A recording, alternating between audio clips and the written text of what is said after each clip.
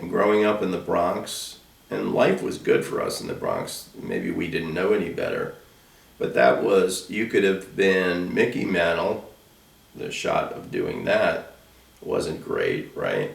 Or you could try to look at some of these rock stars who made it big. And this guy made it big. He was 21 years old selling out Shea Stadium. It's just an incredible story. And there's tons of those stories. Mm-hmm. So that always appealed to me for some reason. Yeah. I had no concept of country music. I'm an Italian guy from the Bronx. No concept. So I got this job. It's 1977, 1978. And I would say most of the people that worked there had no concept except the music director. And there was one woman there, Pam Green. And Ed Solomon was the program director. And they knew all of these artists. And I got to another form of education. These people were phenomenal people. They would come up because country music was so new to New York. They would come up and spend the whole day and sit around and talk. And I'm talking Willie Nelson, Kenny Rogers, Ronnie Millsap, Alabama, Dolly Parton. I got to meet all these people. As a matter of fact, with Willie Nelson, to show you how naive I was, ignorant, Willie Nelson came up one time, had no idea he was coming up, and he had a Guinea t-shirt on, long hair, and he's walking around the station, and I went up to him and I said, "Can I help you?" I swear I thought he was one of the delivery guys. And he goes, no, I'm looking for the studio. I go, I don't think you should go back there. He goes, no, they're waiting for me. And then I found out it was Willie Nelson. I was like, oh shit, I'm gonna get fired, right? Nicest guy in the world. Dolly Parton, unbelievably nice. Crystal Gayle, you name it. I met every artist. Not only were they great, and they were smart because they wanted to get the exposure in New York. And they knew that this was the venue to do it. But they would go the extra yard. We had a big party with all our clients at the New York State Theater one time in Alabama. I don't know if you're familiar with them. They came up and played. Ronnie Millsap came up and played for nothing. And it was a free concert. It was a great experience, going to their concerts and just seeing a whole other, because I was all rock music or whatever you want to call it, and then seeing all these country people, primarily from New Jersey and Rockland and Long Island. It was never the city or the five boroughs. I loved it. I really loved it. It was a hard sell to the advertisers in New York, but it was a great experience. You name one artist, Glenn Campbell. I met Glenn Campbell. I have a picture of me and Glenn Campbell and Tanya Tucker. They were dating each other. Some of these people would actually leave their kids for our music director to babysit when they went out. There's just a different world. Unlike the rock people. One time when I was at a rock station, Billy Joel was coming up, and he was a nice guy. He did a couple things for our company and later on. But it went out to all the secretaries, the receptionists. Do not ask for autograph, don't look at him. And he was going through a divorce at the time. So that's a true story. So I'm in the men's room, and there's Billy Joel standing right next to me. And I didn't say hello to him, not because I was afraid, because I just thought that was like rude. Like these girls were like dying to meet you. So I came out and I said to the girls, he was just in the bathroom, "Oh, what'd you do?" I said, "I didn't say hello to him." "You're an idiot. Why didn't you talk to Billy Joel?" When I was a kid, Charlie Daniels was one of my favorite. Another guy. I drew a picture of him, and you brought it to the station and had him autograph it, and he wrote a note on it. Did he really? He wrote a note on it. He was a nice guy. He was a nice guy, and he was big at that time. Devil Goes Down to Georgia, was it? Right. Like music was such a new thing for all of us, and I think it was the same for all my friends. it was such a new thing, an exciting thing. You couldn't help it yourself but get involved with it, and it was huge. It was huge. I would say it was 10 times more interesting back then than it is now. I think a lot of the music today is more fabricated. There's not stories behind the artists that are not PR related. I just think it was, it just related to everything that was happening in the world, all of these bands. And now you don't have that. I don't see that as much. WFUV is what radio used to be in the 70s. Freeform, they play what they want to play. That doesn't exist in the radio business anymore. It's all computerized. It's all done by consultants doing, these testings of songs, which are I've sat through many of them, and they play 5-second tabs of a song, and do you like that song? And somebody says yes. That's why when you listen to a radio station, it plays the same song over. It's all computerized, and it's all done by these testing systems. It's horrible. It's virtually impossible for a new artist to break through nowadays. Mm. They have to do it through social media. Years ago, and I saw artists come up to WHN and some of the stations I worked with trying to push their albums. Years ago, you could go up and beg the program director, just give me a shot, play at 2 o'clock in the morning. Yeah, I think Spotify's the answer until somebody comes up with this new technology that's going to be even better. I don't know what that is or what that could be, but I think the breakthrough from music has got to get away from all this overproduced, taking 2 years to produce an album, having everything perfect. I think a lot of the bands in the 70s, a lot of them came out with 2 or 3 albums a year. Really not produced. If you listen to them, you could hear mistakes. You can hear them like not hitting the right note. It was a level of authenticity. It became real, and I think that communicated well with people. And I think that gave a lot of guys like you, maybe, or me, like, hey man, I have a chance to be like these guys. Now I just think it's overproduced, and that would be a great thing if it happened. The bad thing of back then is virtually all of those guys got screwed out of their money. The Beatles got screwed out of some. You name a band, all the way to Van Halen, one of the guys. Van Halen got totally screwed. That comes from, I just read their book, quote unquote, they got screwed. Came out of it doing world tours, #1 albums, and they came out negative $2 million on a tour. It was just the way it was all structured.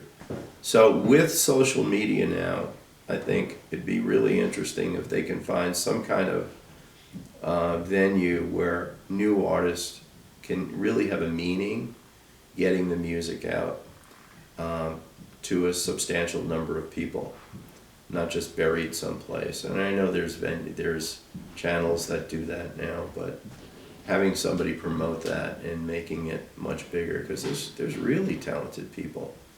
That Jason is, I saw that guy 7 years ago down in South by Southwest. He was fantastic. So it takes a long time. We were involved in one band. They did a couple of shows for us. We the Kings. I think I told you about them. And the guy was really such a nice guy, and he came to a couple of sales meetings with us to help sell a promotion with them, the lead singer. And one time he actually calls Caroline and Catherine from one of his cell phones, and he's like, listen to my new song. I said, oh, you got a new song coming out? He goes, yeah. I said, the record company's going to be thrilled. He said, I'm not doing it through the record company. He goes, I wrote it, I play it, I produced it. If I go through the record company and it hits #1, I don't know if these are the real figures, but he said, I'll make $100,000. If I do it by myself and put it on social media, I can make $400,000. What would you do? And there lies the problem. So if they can introduce artists without the record companies, but get them a big enough platform where they can get their music out to a substantial number of people, it could almost be like the 70s again, where the music meant something. I don't think the music today means as much as it did back then. This quote came from Sammy Hagar. I think it was his book, or maybe Van Halen somehow. They had a #1 album, they toured the world, and they went to the record company, and they said, they toured the world, so they had those concerts, they sold the albums, and they went to the record company and said, okay, how much did we make? And the guy says, well, you owe us $2 million.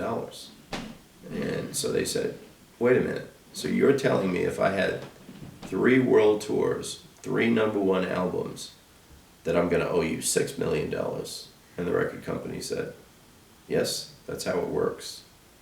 So what's happened, I think, my humble opinion in the music business, is they've gotten away from that. And, from the bad accountants and the bad managers and all that stuff. And now they're making money. But that kind of, unless you're that 1 or 2%, you have a real hard time. So bands that are coming up, God bless them, man. It's a really tough life. It's a tough life. So to create a platform somehow, I don't know, maybe it's the Dick Clark show coming back on and putting these bands on, but you need the advertiser support behind it. I think that's the only thing that's going to save music. Otherwise, it's going to be the same crap. Now, saying that, this is a 66-year-old saying that, and maybe I just don't relate to the music, and it's just totally out of my spectrum, which is probably the truth. But, a lot of artists had said, the music today just doesn't relate to what's happening in the world. Maybe rap does, but everything else that is happening in the world, that's such fertile ground for lyrics, and you don't hear a thing. Where in the 70s, you heard everything. Nothing was sacred. All the way from Nixon to everything was thrown on a record, which was kind of cool. And that motivated the people a little more. So we used to go to the Rock and Roll Hall of Fame at the Waldorf when it was just starting. And we would have 3 tables. And everybody you can think of, George Harrison, Bob Dylan, Bruce Springsteen, they were all there. This is pre-9/11, no security. And one time I'm sitting there with Susie. She came to all the events with me, and we're sitting at a table, and I'm sitting to the right, Susie's sitting to the left, and this guy with a cape comes walking around, and he plops his butt on our table between us. And Susie's like, "What the hell is that? Tell him to get his ass off our table." It was Mick Jagger. And I'm like, "We're taking the tablecloth. Are you kidding?" Tina Turner. I'm walking out, and Tina Turner's walking right behind me, and I turn around. I think Susie might have said to me, "Turn around." And I turn around, and there's Tina Turner with her hair like this, and she's like, "Hello, honey." Right? I love that stuff. Bumped into Bob Dylan, bumped into George Harrison, shook hands with George Harrison. As a matter of fact, I think we just found some pictures of that. Springsteen was big, and then they would jam at the end of the night. Everybody that was there got on stage and jammed, and it was an incredible evening. Bill Graham, he produced a lot of that, and he was on stage, and he would get these guys, and they would all play together. They had to practice and rehearse it. It was flawless. It was And you had like 50 people on stage. And I ask everybody the question about who is the person or that influenced your musical taste, because music is one of those things you pay it forward.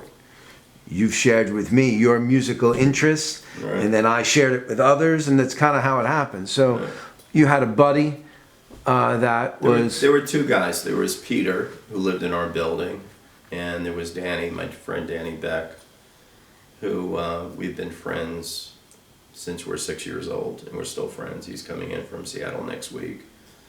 And Danny would always find new upcoming bands. Like he had the new Who album. He said to me, let's go see this guy out in Queens College, Neil Young. So we saw him in like this little auditorium in Queens College. I don't think I even knew who he was. We saw Poco. I think Poco played at Fordham University. So that was what you did. You know, that's really what you did back then. You know, especially in the winter time, you didn't have money to go to football games or any of that stuff, right? You know, in the summer you could go to Yankee games. You went to concerts, and concert tickets were nothing. Concert tickets were $5, $3, $4. It was nothing. So you could spend a whole night, party all night, have a good time, be with your friends all night, and have a great experience. They only played, Grandpa played Perry Como, Dean Martin, Frank Sinatra, maybe a little of Tony Bennett, and some Christmas albums. It wasn't a big thing. Ed Sullivan on Sunday night was a big thing. For my grandmother, Nanny, who was Lawrence Welk. You probably don't even remember who that is, right? She loved that guy. But what was your first big concert that you remember when you were a kid? That was Grand Funk. Grand at Funk. Shea Stadium. Okay. Yeah, that was exciting.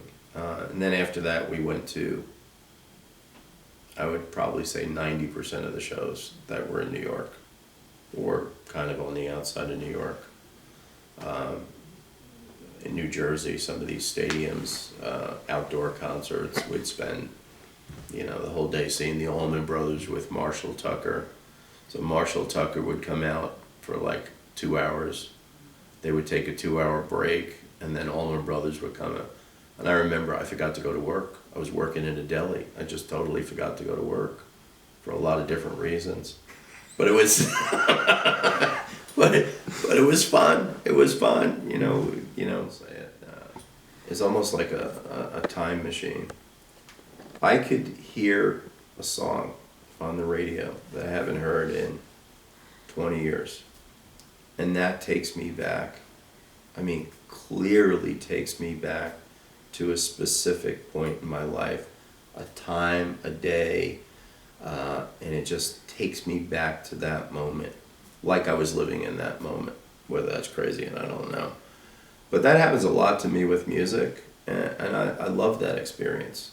Sometimes it's really good, sometimes it's kind of like, we didn't want to, I was breaking up with a girl or some stupid thing, or having a fight with somebody. But I think the music just spoke to me about life, how great life is, how tough life is, how, everybody has good days, everybody has bad days. You hear the bees, right? Yeah. And it just seems to, it's almost like buying a new car. When you're looking for a car and you're interested in a Chevy, you see 100 Chevys on the street, right? It's almost like if you're having a bad time in your life or a great time in your life, you hear that right song that just pops up, that brings you back to memories of a kid, or brings you back to memories of meeting your wife or having your kids. And it just becomes, it's just like that song is speaking to me right now. I love that feeling. I do truly love that feeling. So, and I think the Beatles, all the artists, have some song at some point in their career that just has meaning to me. And I'm sure it's the same for you, right? The Beatles, virtually every Beatle album I could play 100 times. And the funny thing is, when I was young, I didn't necessarily like the Beatles, but it kind of spoke to me a little as time went on and I got a little older, and it kind of started to mirror my life. I just thought that they were geniuses. They really were geniuses. If you think about how many songs they wrote, how many popular songs they wrote, how many songs you can remember, not only the music but the lyrics too, it's pretty incredible. And you compare that to any other artist, it's tough to compete with, right? But one of the things I always wanted to do was see each of the Beatles play, which I did. And I was pretty fortunate. I got to meet some of them. One time when I told you one time when I was a doorman at 990 Fifth Avenue, Paul McCartney was playing at the Garden, and he's walking down the street with his family. And I did the classic, and he turned around, he went, and he stopped and talked to me. And his family's like looking, like, he's a doorman. What the hell are you talking to him about? So I got to meet him. I got to meet George Harrison at the Rock and Roll Hall of Fame. But I don't know if that means anything to you, but these were icons. These were like powerful people in your life. These guys changed the world. All of those artists changed the world, and it meant something. Well, I was in high school, so it was Led Zeppelin, Grand Funk. FM radio was, as I said before, was awful. I worked at a deli, and you had to have a tin wire coming off the back of the FM radio to get reception. It wasn't like it is today. So there was so much different music. There's a great story, documentary on Apple TV right now. 1971. That's the documentary, and it says that was the time that music changed the world. There was all kinds of political craziness, the Vietnam War, all these bands came out of nowhere, different types of music. It was an exciting time.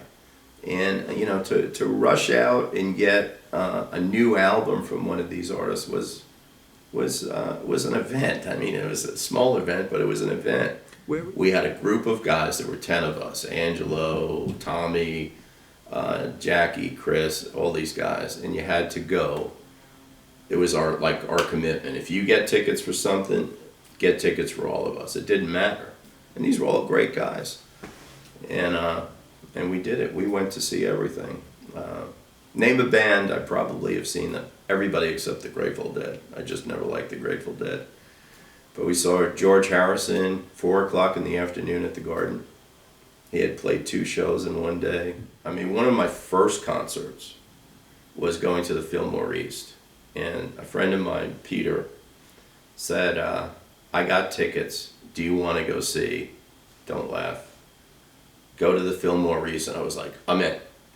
It could have been a monkey playing a guitar and I would have gone. And it was Alice Cooper. And that show was crazy. I remember he had a pillow, and he's bashing the pillow and all these feathers would come up, and he had a fire extinguisher and all the feathers would go out. It was just like, it was an entertainment event. It was just incredible. So what year was that? Probably 71. Was he wearing makeup at the time? Yeah. I can clearly remember all that. And they had, I think it was, the name of the light show was Pig Light Show. I mean, the Fillmore was the place to go, but it was a small venue. It was like going to it was like going to the Capitol Theater. Very small venue. It wasn't Shea Stadium. It wasn't Madison Square Garden. Grand Funk. Nobody likes them. Nobody knows of them, which is kind of an incredible thing. Rock and Roll Hall of Fame, they're not in because of political reasons way back in the 70s. They sold, I think, 40 or 50 million albums. They were huge. You never hear of them. They were bigger than you. They sold out Madison Square Garden, I think, 3 or 4 or 5 nights in a row. That's how big they were. How did you get into Grand Funk Railroad, and what is it about them that got you? Interesting question.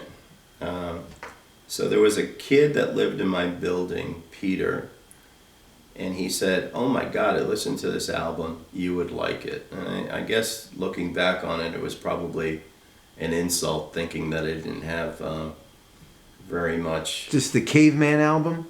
No, that's way before. Okay. There's a couple of different Grand Funks. There's Grand Funk when they first came out that was basically rock, hard rock. Then they got very poppy. I didn't like that Grand Funk. So the reason why I liked them so much is they were my second concert, and I went to see them at Shea Stadium. And What year? 1971. It was one of the first big outdoor concerts there were. The concerts didn't exist like this. A lot of those bands were just playing like the Fillmore and places like that.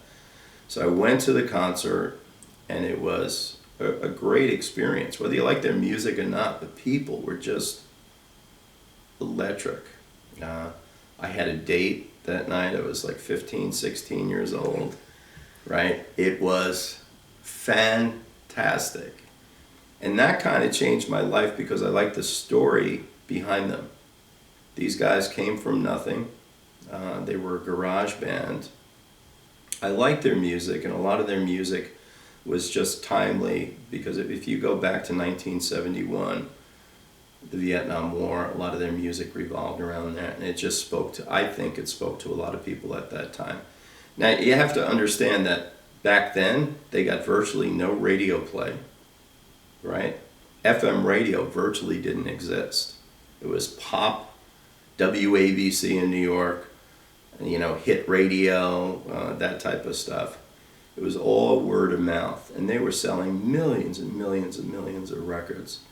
And it was just an experience that kind of like you always see people on TV that, actors that say, I went to that Broadway show and I knew that moment I wanted to be an actor, right? When I went to this concert, I just said, the excitement in this, I think, is phenomenal. I want to be involved in this. And that's what hooked me up to them.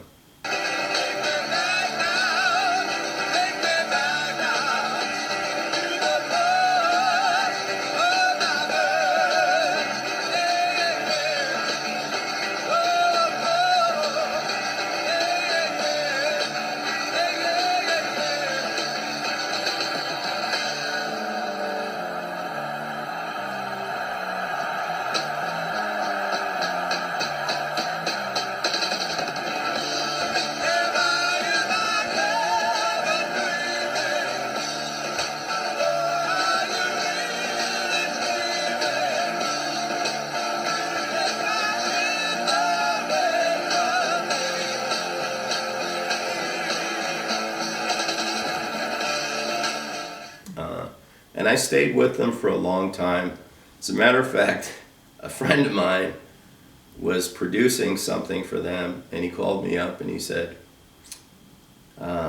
"You're the only person I know that really likes Grand Funk Railroad, right?" Me too. You're right. He goes, "They're going to be in the studio. I already talked to them. If you want to come down and have breakfast with them, come down." So I went down, and it was like meeting Santa Claus. It was a great. I'm in the studio with Grand Funk Railroad. It was just a great thing, only because I had that connection with them, and it was just an incredible experience. So I met Dick Clark through my ex-partner, and they owned a radio network together. Dick Clark was a tough guy, but he was incredibly nice to me and to my company. And he would call me up 10 o'clock at night, and this is before cell phones, and say, "I just met with the head of ABC TV. We produce American Music Awards, which we went to one year. We produced the Academy of Country Music, and I told them about you, and I want you to do promotions for these guys. So he was really supportive of us, and such a nice guy. So I said to him, what is your life like? And he said to me, I don't like sports, I don't like baseball, I don't like basketball. He said, this is my entertainment. This is what I like doing with my life, nothing else. And he goes, yeah, I've been pretty successful with it. And he's always found a niche on creating something out of nothing. And if you think about it, American Bandstand was kids dancing, no production fees really, hardly any.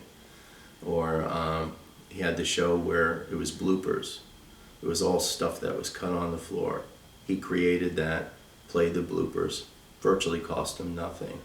American Music Awards, right? It was artists trying to promote their groups, and we did promotions for them for a lot of years. It was fun for me because I loved all that stuff. Visionary. He really was. He really was.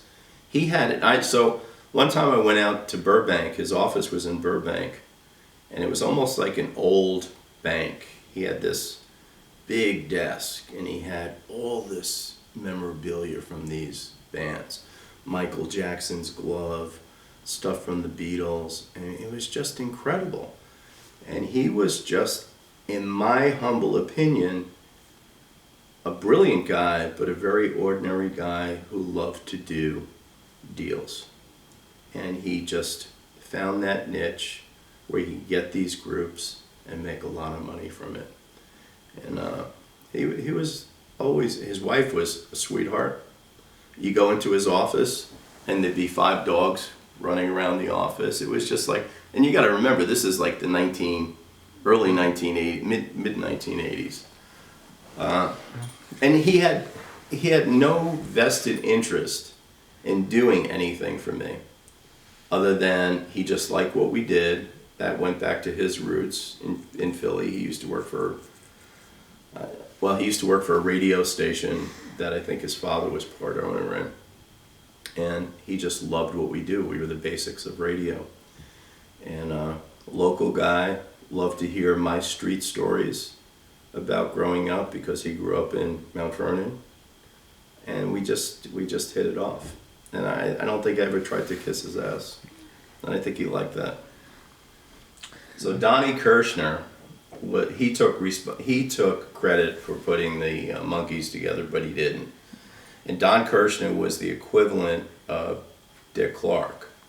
But Don Kirschner, I think, was a little different. Don Kirschner used to have Don Kirschner's Rock Concert. So you can see pretty much an entire concert on TV. And it would be simulcast through a radio station, usually an FM radio station. So I got to meet him, and he wanted to take all of his old stuff and make it into syndication radio, which he tried. And we hit it off. And I would take this guy out to lunch, and he would just tell stories. And one story he told was he handed the Monkees, Mike Nesmith from the Monkees, $1 million check, and Mike Nesmith punched his hand through a wall. So I was like, that sounds kind of weird. $1 million back in the 1960s. That was a lot of money, right? But Nesmith was pretty, his family invented the whiteout, right? So he had money. So Donnie Kirschner was also tied into a big concert at Madison Square Garden with Grand Funk. And right before Grand Funk played, the Marshalls came in and they took all their equipment. So he had these incredible stories, which I backed up on. I read the Monkees autobiography and biographies on it. And he basically was president of Screen Gems Music, I think, and was a player, really was a player, and was probably an interesting player, very common player for the 50s, 60s, 70s, because he was, I'm going to be all over the place, He owned Aldon Music, Aldon. And that's where Carole King started, Neil Diamond started, and he had all these artists writing him songs for $50 a week. And the Brill Building was the musical empire back in the 50s, 60s. So he had a lot of private show for 200 people at the Stone Pony. And he would give all that money back, and I think he raised $2 million a night. And he gave all that money back to kids that were having a hard time at BC, who couldn't pay. He started the show out this way. Okay, he comes out, he's saying hello to people, walking around, and we're like, this is freaking Bruce Springsteen. And then all of a sudden, these waitresses come out. We're at the Stone Pony. Stone Pony is like, it's like a beat-up bar, right?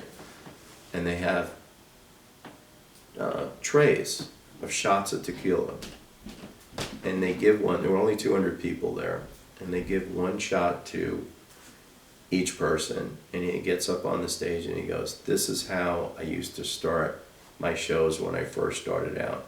So everybody, let's do a shot together. And you saw 200 people go, boom! And he played, Susie could tell you, but I think he played 2.5 hours. And he played everything you can think of, Beatles songs. He had his mom up on stage singing Beatles songs with him.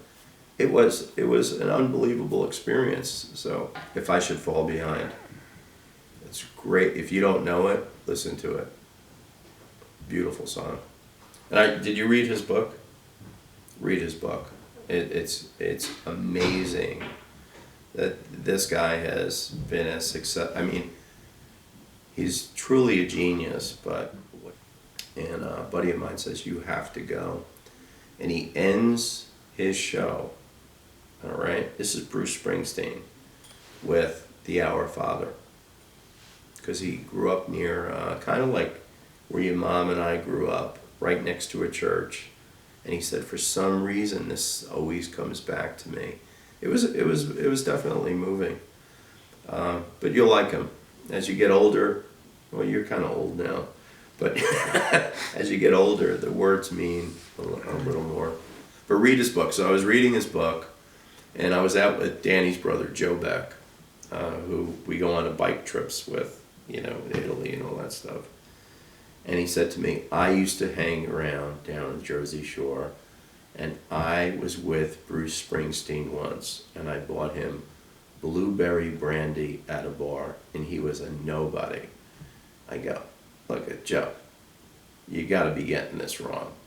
I said, the only people I know that drank blueberry brandy was my 80-year-old grandmother, Italian grandmother. She had an upset stomach, right? So I'm reading his book on a Sunday morning. It's snowing outside. It was a perfect day to sit around. And I get to a page and he goes, yep, don't ask me why, but in my younger days, I used to drink blueberry brandy. So I took a picture and sent it to Joe, and I was like, who does that? So it was great. Have you been down there?